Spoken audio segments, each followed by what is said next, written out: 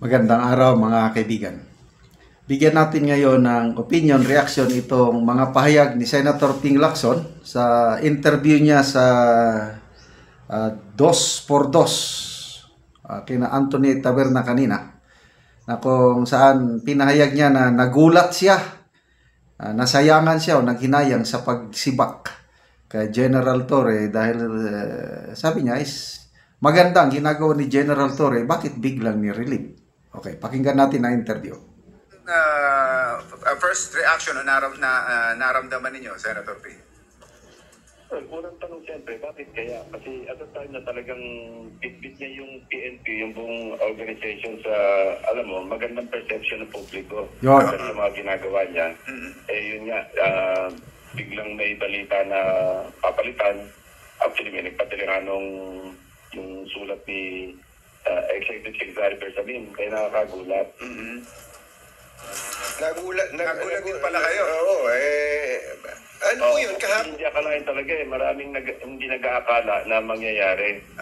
Pero yun nga, dahil batid ko naman na merong konting background doon sa tungkol sa pagka-sibak niya, pag-bisapo niya ng mga polis. Ang pinakamano doon, yung number 2 man. Kasi nung panahon ko, natatandaan ko, binigyan ako ni President Erap ng blanket authority. Ikaw na magpatakbo ng PNP, yung mga designations, assignments, maski yung sa promotion. Kasi ang level ng authority ng Chief PNP sa promotion, hanggang police lieutenant, sa kanya yan eh. Hindi na kailangan tumangkong saan. Pwedeng on the spot, mag-promote. Ako nagpo-promote ako on the spot noon pagka pinalo ko sa field kung may magandang accomplishment. Ora mismo, sinatabihan, inaano ko doon, orders to follow, pinopromote ko na. Pero yung command group, ang command group kasi, tatlo lang naman yung Lieutenant General sa command group. Diba? Yung Deputy for Administration, number 2 man. Deputy for Operation, number 3 man. Saka yung Chief Director of Staff. Yun talaga hindi ko pinakailaman yun. At yun talagang pinaubaya ko yun sa mas nakakataas sa Commander-in-Chief at saka sa head ng ex-officio, chairman actually ng NAPOLCOM. Kasi ang Secretary ng Interior and Local Government, ex-officio chairman. As SILG, wala siyang pakialam sa PNP. Pero as ex-officio chairman ng NAPOLCOM, doon siya merong supervisory authority. Yung po bang... Ang narinig ko noon, kasi di ba nireshuffle niya, nirevert ng NAPOLCOM. Pero hindi siya tumalima.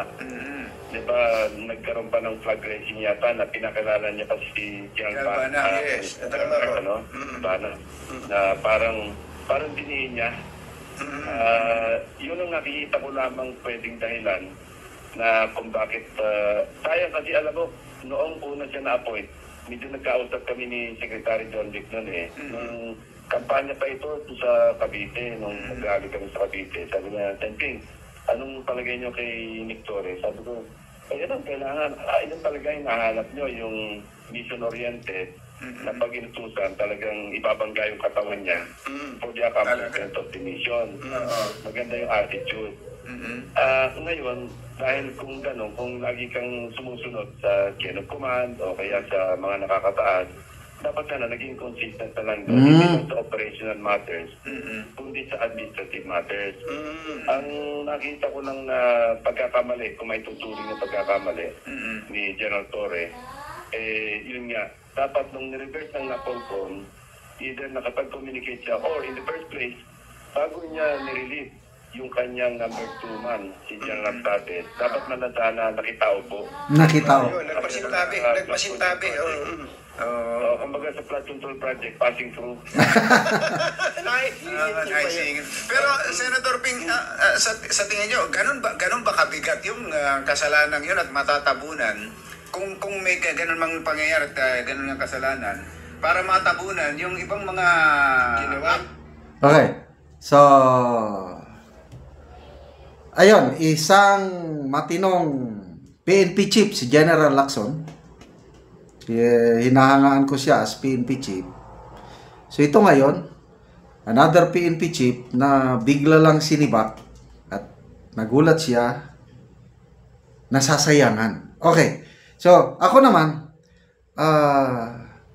i-set aside natin yung ginawa niya kay PRRD. Talagang masama yon para sa atin, mga nagmamahal.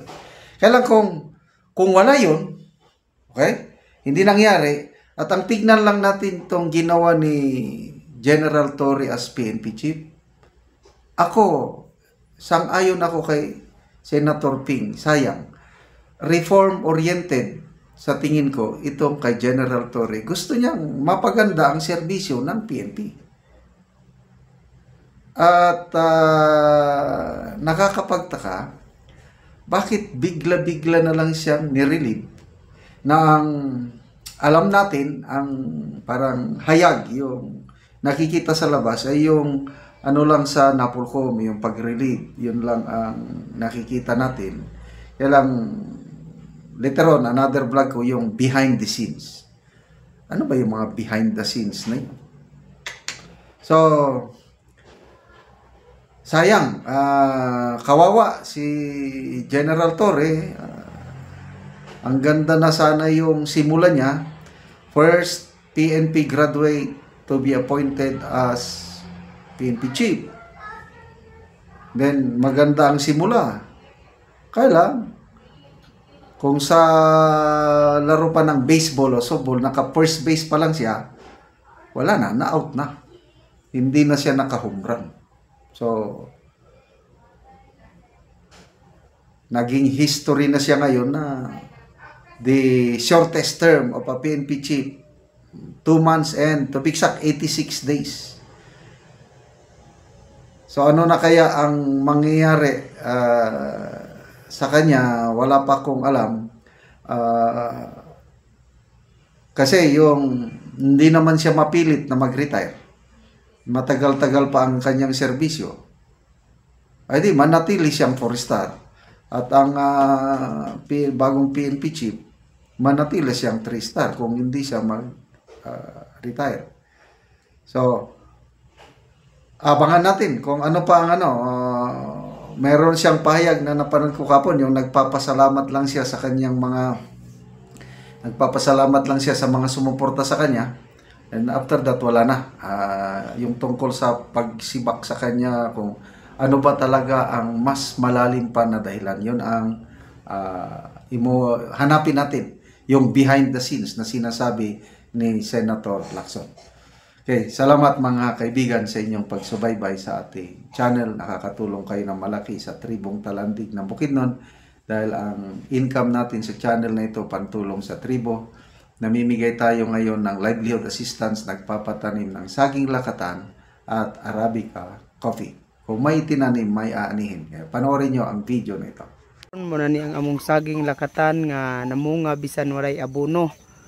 O mo ni ang among unang tanom nga saging lakatan. O tungod kay maayo ang yuta dinhi sa amoa, namunga bisag walay abono. So karon nananumi og lakatan nga ginaabunuhan. So mas nindot ang among ginaabunuhan kay tambok og dali pod siya nga mangunod so atong bisitaon. Og karon mao na ni ang among saging lakatan nga ginaabunuhan. So makita gid nato nga hapit na siya mamunga og mga dagko na pod siya. Og karon nagaabuno na pod mi. Kay para nga mas dali pa gyud mamunga ang among saging lakatan. Ing ani nga pag-abuno nga amurang tabunan og yuta para nga dali siyang mukuan sa punuan. Og kini ang among saging lakatan 240 ni tanan. So daghan-daghan gyud og gawa sa saging nga lakatan nga among tinanom, nananom pa gyud mi og kape kay mas mahal ang kape kaysa lakatan.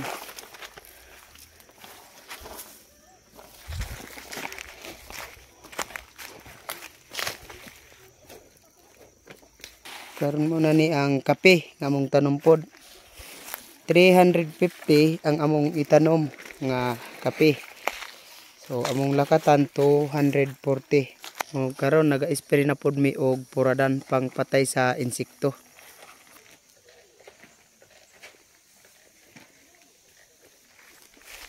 So salamat kaayo sa Ginoo og sa nagsuporta sa pagpananom namo og lakatan og sa pagsuporta sa kape nga among pagpananom og labi na sa abono nga aron dali mangunod ang among tinanom. So salamat kaayo sa nagsuporta ug ang Ginoo mo'y magapanalangin kaninyo. God bless.